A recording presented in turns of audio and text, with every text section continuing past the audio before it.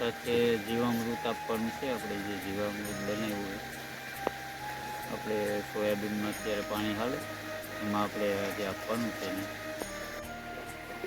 તો આપણે જીવામૃતથી ઘણો ફાયદો છે સોયાબીનમાં. તમે સોયાબીન આપણું જોઈ શકો, બતાવો હોય સોયાબીન આપણું.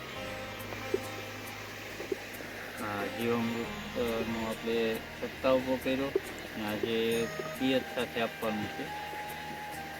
તો તમે વિડીયોમાં બન્યા રહેજો, તમને બતાવીએ આપણે જીવામૃતનો પ્લાન્ટ ને બધું કઈ રીતના જીવામૃત છે તો તમને બતાવશું. તો તમે વિડીયોમાં બન્યા રહેજો. તો હાલો તમને બધી માહિતી આપું. તો આ છે આપણું જીવામૃત બનાવવાનું પ્લાન, તમે જોઈ શકો. આપણું જીવામૃત બનીને તૈયાર થઈ ગયું.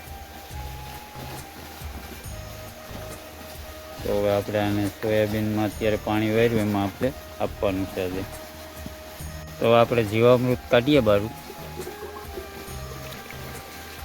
આ છે આપણું જીવામૃત બનીને તૈયાર થઈ ગયું, તમે જોઈ શકો છો.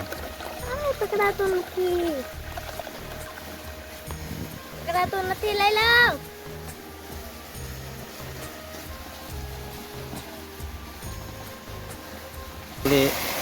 આપણે આપણું જીવામૃત અહીંયા નાખશું, પિયત સાથે આપવાનું છે. આ છે આપણું સોયાબીન, કારણ કે વરસાદ ખેંચાણો એટલે પાણી વાળવું પડ્યું આપણે. તો આ તમે જોઈ શકો આપણું સોયાબીન. સોયાબીનની હાઈટ તો બહુ ઊંચી છે, એમ માનો ની 4-4.5 ફૂટ જેવું સોયાબીન છે આપણું. આ જીવામૃત છાંટવાથી આપણે સોયાબીનમાં ઘણો ફાયદો મળ્યો. આ તમારે સામે છે રિઝલ્ટ.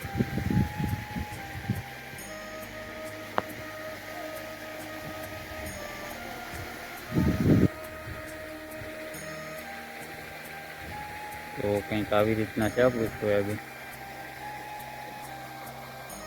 અત્યારે આપણા સોયાબીનમાં ફૂલ આવવાનું શરૂ થઈ ગયું, તમે જોઈ શકો. બહુ સારું રિઝલ્ટ મળે આના આપણે જીવામૃતથી. તો વિડીયો ગમ્યો હોય તો લાઈક કરી દેજો.